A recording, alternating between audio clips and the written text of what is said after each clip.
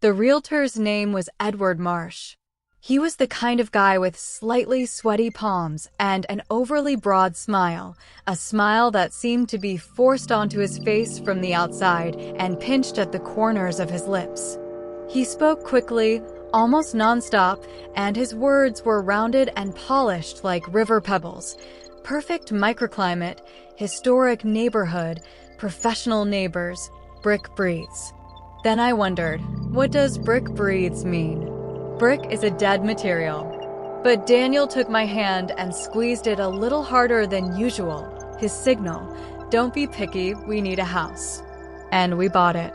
A 2-story colonial house from the late 1950s with multicolored ceilings, oak parquet floors, and 2 fireplaces, one on the ground floor, the other in the master bedroom upstairs. The fireplaces had been walled up back in the 1970s, but the surrounds remained, giving the rooms a less privileged feel, as if they'd been left by an older person who remembered better times. The yard behind the house, 3 apple trees, a wild rose bush, an old gazebo with a crumbling roof. Daniel immediately said he'd fix the gazebo by summer. I said I'd plant lavender along the fence.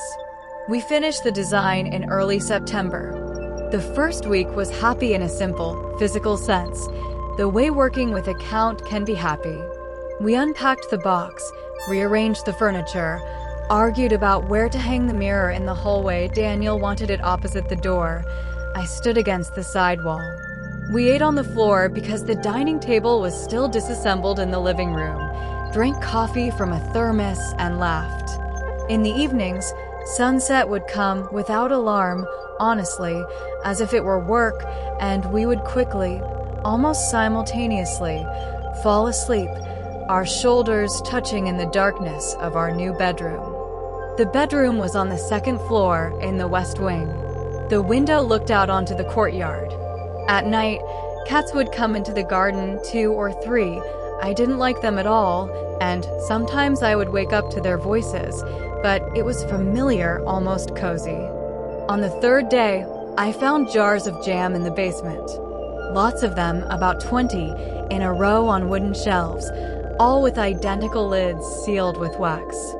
Cherry jam, judging by the color. I showed them to Daniel. He said, "Throw them away." I threw them out, not all of them. I kept 1 jar. I was curious. The jam turned out to be good, a little overripe, with a bitter taste from the pits, but perfectly edible. I didn't tell Daniel about it. On the 5th day, a neighbor came over, Dorothy Kane, 70, with an apple pie and a completely blank look in her eyes. The pie was still warm. She stood in the doorway, looking past me, not into the room, but somewhere over my right shoulder, and talked about the neighborhood, about how the bus service was inconsistent, how the nearest supermarket had closed a year ago, and now we had to travel to the other side of town. I invited her in. She declined. She left without saying goodbye, simply turning and walking toward the poke bowl, holding hands, her body dragging behind her like a wooden effigy. Daniel said, "Strange old lady." I agreed. We ate the pie. It was delicious, with cinnamon and nutmeg. The 2nd week passed at a steady pace. Daniel left at 8, returning to his family. I worked from home, translations, mostly legal, boring. I sat at the table by the living room window, watching the wind rustle the apple trees in the yard, and translated the contracts. The house was silent while I worked. It was the right silence, not empty, but filled with barely audible sounds. The ticking of the kitchen clock, the hum of the refrigerator, the creaking of the stairs as the house breathed in time with the temperature changes. Edward Marsh was probably right. The house really did breathe. Only now did I realize he had other thoughts entirely. On the 13th day, Daniel began to talk. He spent the entire evening there, saws, hammered nails, whistling. I brought him a beer. He looked contented, a little dusty, with sawdust in his hair. We sat in the gazebo until dark, and he talked about spending next summer there, about buying a hammock, about the good apples this year, and how he'd have to pick them. I listened. The sky overhead darkened, and the first stars appeared one by one, cautiously, like people who are not sure that they are welcome here. I want you to remember this evening, because it was the last normal evening. The first signal. On the 14th day, something changed in the world. I didn't realize it right away. I didn't even realize it by evening. I only realized it later, replaying the chronology in my head over and over, like rewinding a film. The light in the house had changed. It didn't get darker or brighter. It just fell differently. Because the angles had shifted a few degrees, the shadows were no longer where they should have been. I noticed it in the hallway. I was walking from the kitchen to the living room, and the shadow from the clothes rack wasn't cast to the left, as always, but straight ahead, a thin, long stripe across the floor. I stopped and looked at the window at the end of the hallway. The sun was where it always was at this time, around 4 o'clock in the afternoon. It shone through that very window. But the shadow from the bed was different. I stood there for maybe a minute. Then I kept walking. At 6 o'clock in the evening, Daniel arrived. I didn't say anything about the shadow. How could I explain that?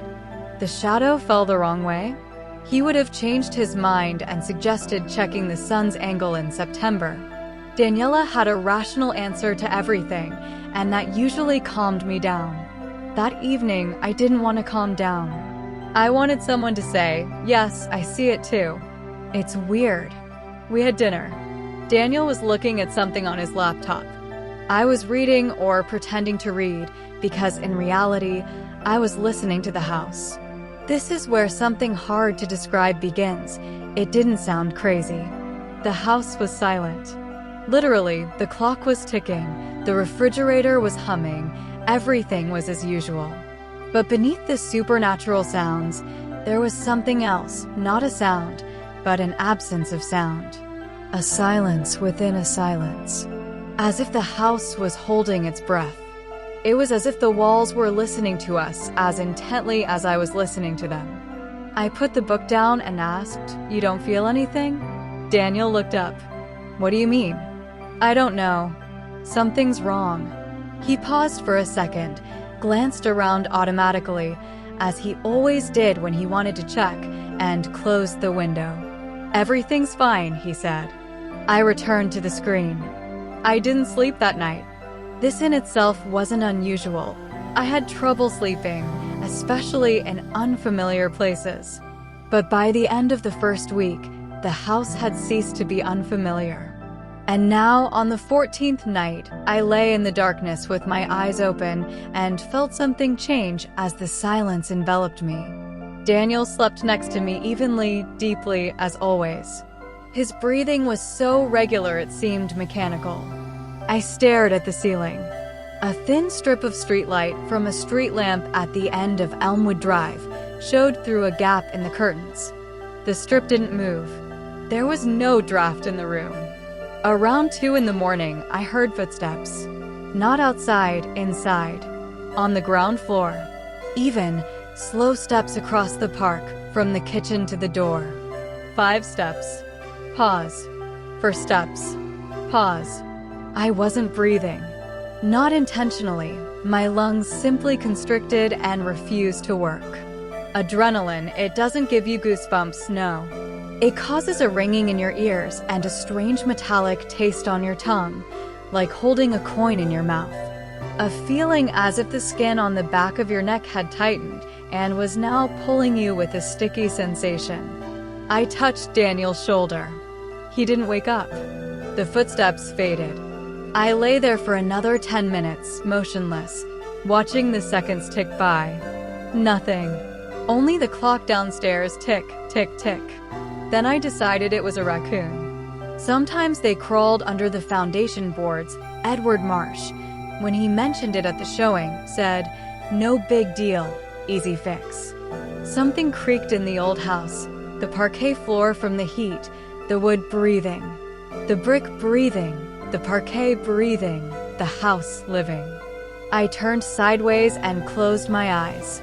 But I knew it wasn't a raccoon or the parquet. The footsteps were electric. There was heaviness in them. What lives in silence? The next 3 nights were repeated.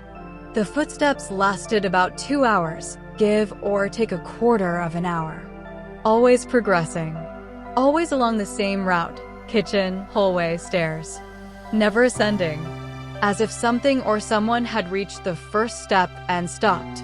On the 3rd night, I woke Daniel. He sat up in the darkness, sleepy, heavy, his face puffy. I put my finger to my lips and pointed down. He listened. Silence. Then 3 steps. Slowly. Clearly.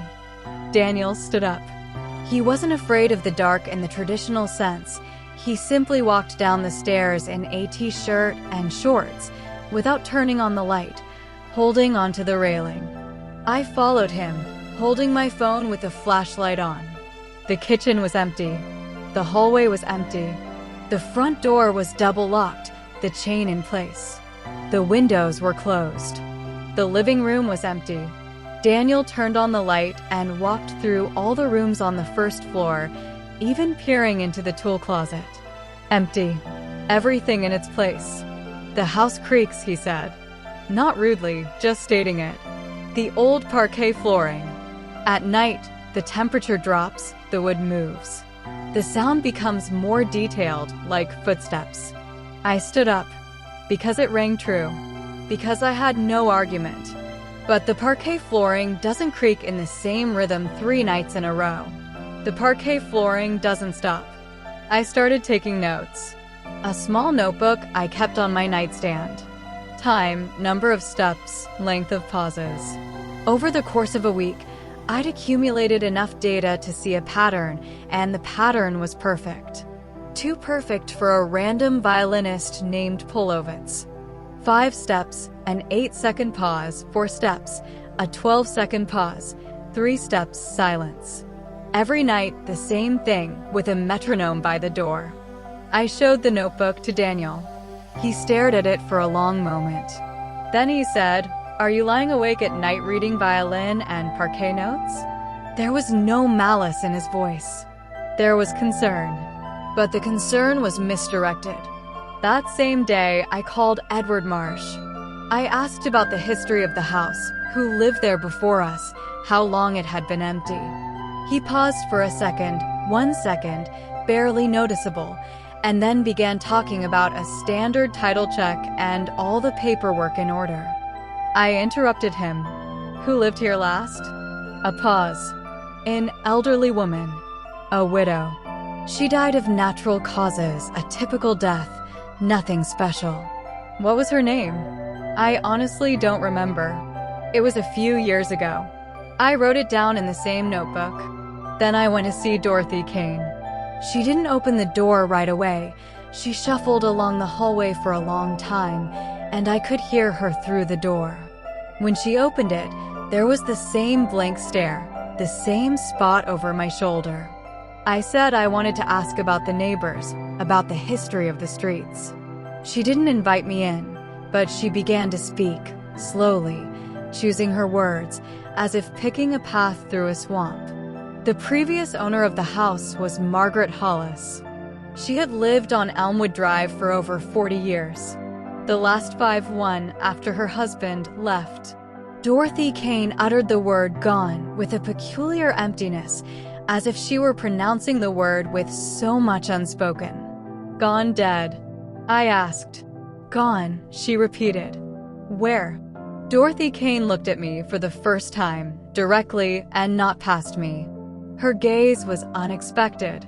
Nobody knows, she said, and closed the door. I stood on her porch for a few more seconds. It was a quiet October day, and the smell of burning leaves drifted from somewhere in the distance. The sound of a car door closing came from the street, muffled, distant, and then silence again. So quiet that I could hear his kindly breath. My husband was gone. Nobody knew where. I returned home and thought about it. About the house being empty for how long? Several years, the realtor said. and about Margaret Hollis living there for the last 5 years after her husband left. And maybe that's why she kept 20 jars of jam in the basement, not because she was storing it for the winter, but because she needed something to do with her hands so she wouldn't hear what was going on at night. Cherry jam with pits. Bitter. I threw out the jar I was saving. That same evening, Daniel started changing on the 21st day. Or no, I started the remarkable changes on the 21st day. Perhaps they started earlier. Perhaps I just didn't want to see it. First, sleep. He started sleeping more. Without complaining about sunset, without asking to go to bed early, he simply dozed off. He dozed during dinner, sitting in a chair with a book, once right at another table, and I found him there at 11 in the morning, sitting straight up, his eyes closed, and it took me a second, one long, agonizing second, to make sure he was breathing. He was breathing. Evenly, deeply, mechanically. Then silence.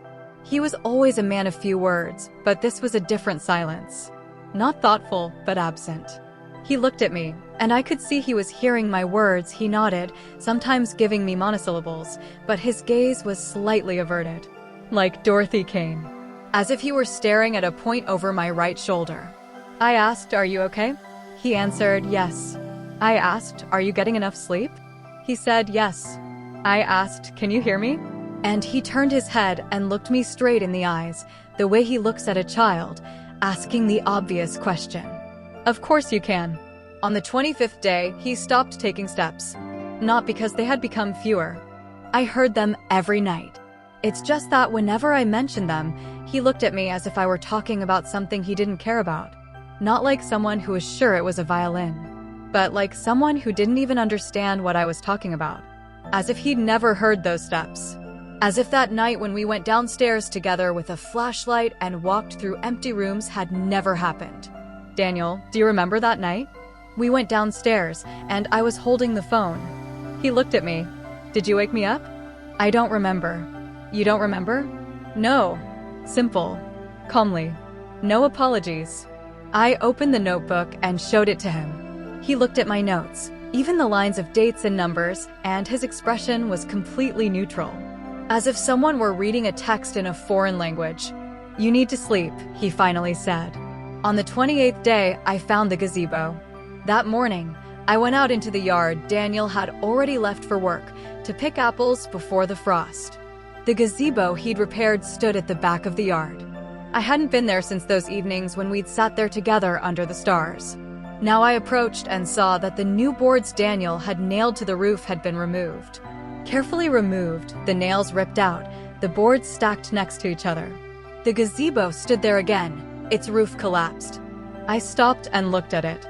The cold October air lay on my skin like a thin film. The apples on the branches overhead were dark red, almost black, overripe. I didn't ask Daniel. I already knew what he would say. "I don't remember." That night, the footsteps never stopped at the foot of the stairs. They were fast. I lay and heard them ascend slowly, pausing one after another, creaking with weight. 7 steps. 8. A landing. A hallway on the 2nd floor. 5 steps down the hall. A pause before our door. The door didn't open. I wasn't breathing. Daniel slept next to me, so soundly, so strangely locked in that I couldn't even touch him. My hand wouldn't obey. A metallic taste in my mouth. A ringing in my ears. Beneath him, the silence was so thick that it seemed the air in the room had grown thicker. The pause lasted perhaps a minute. Then the footsteps retreated down the stairs, down the hallway, into the kitchen. And that was it. In the morning, I called my sister, Catherine, and asked her to come over.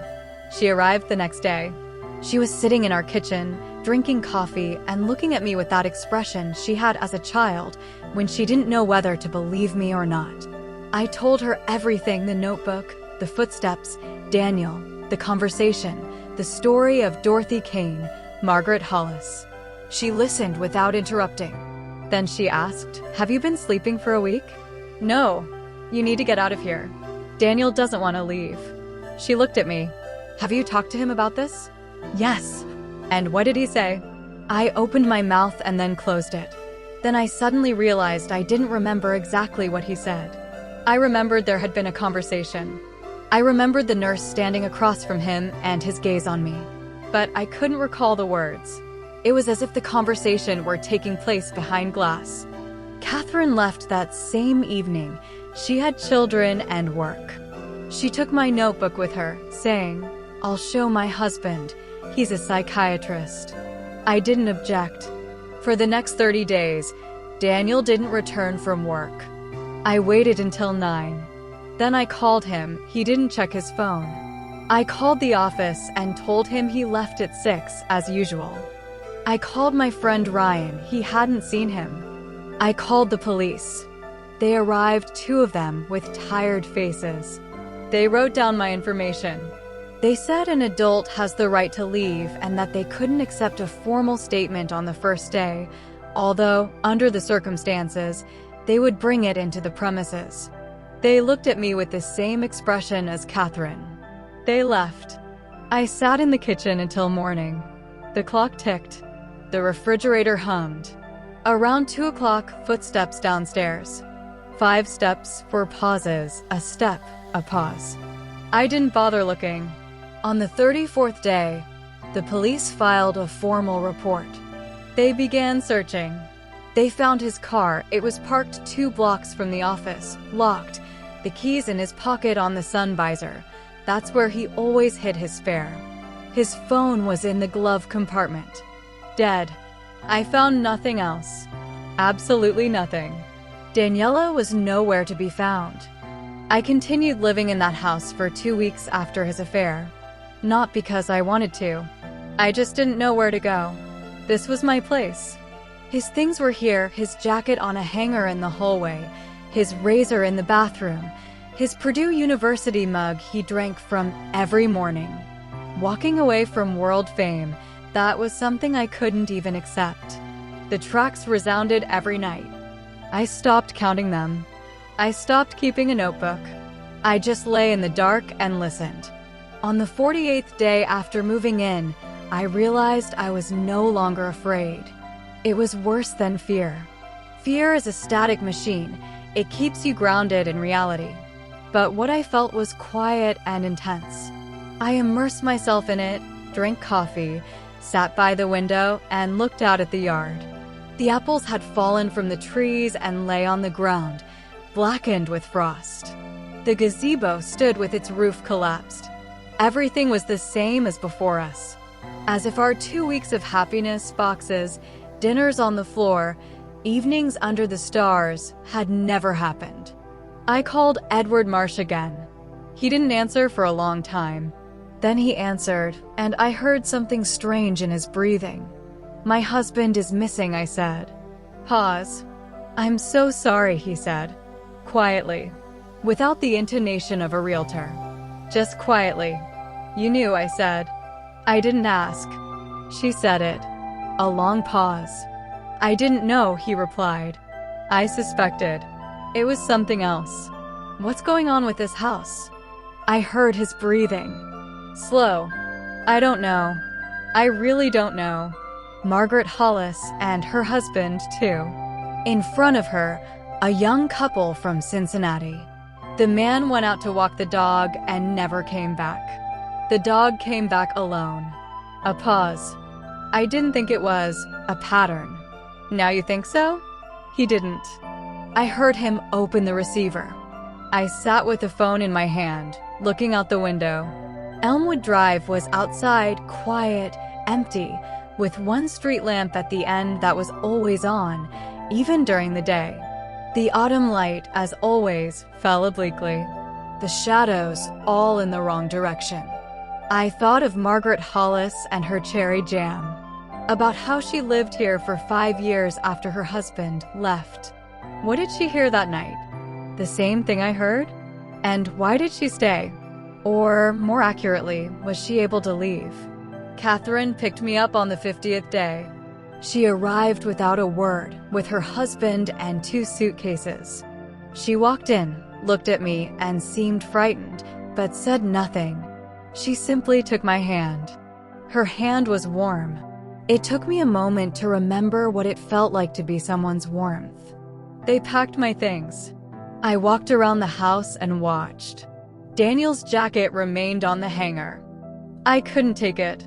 His cup, too, remained on the kitchen shelf, next to the coffee can. I couldn't. We left at 3 o'clock in the afternoon. I didn't turn around, but I could hear the house behind me, not with my ears, but with something else. I could hear him watching us from behind. How he waits. Now I live with Catherine in Columbus. For 8 months now. I sleep poorly, but it's a different kind of insomnia, not like the one at home. That insomnia was heavy, like water, and something was moving in it. But this one is just empty. Daniel was never found. The police closed the case, not officially, but effectively. 3 months ago, a detective called and said there were no new leads at this time and that they were continuing to work with minimal resources. I didn't call back. The house on Old Mill Road has been sold again. I found out by chance. I saw an ad on Zillow, the same photo of the facade, the same words, wonderful microclimate, historic neighborhood. I didn't look, I bought it. I should have known what would happen. Sometimes, around 2 in the morning, I wake up. I lie in the darkness of Catherine's apartment, the 4th floor, a modern building, no hardwood floors, no creaks, and I listen. It's quiet here in a different way. Here, silence is just silence. But sometimes, deep down at the very bottom, I hear something. Or I think I hear something. 5 steps. Pause. For steps. I know it's a neural loop. I know the brain plays back the patterns it's learned. Catherine's husband explained it to me. He's a psychiatrist. He's a good man. He tries really hard. But I still lie there, holding my breath. And I listen. And I think about how Margaret Hollis lived in this house for 5 more years after her husband disappeared. 5 years alone. With cherry jam in the basement. Why did she stay? Maybe she was waiting too. Maybe the footsteps she heard at night were all that remained of him. Maybe she was afraid to leave because she'd forgotten even that back then. Now I understand her. That's the scariest thing, that I understand. Daniel has gone somewhere. I can't follow him. And the house, this house with its breathing brick walls, its oak park, its walled-in fireplaces and gazebo in the distant courtyard, the house knows where. It just doesn't say.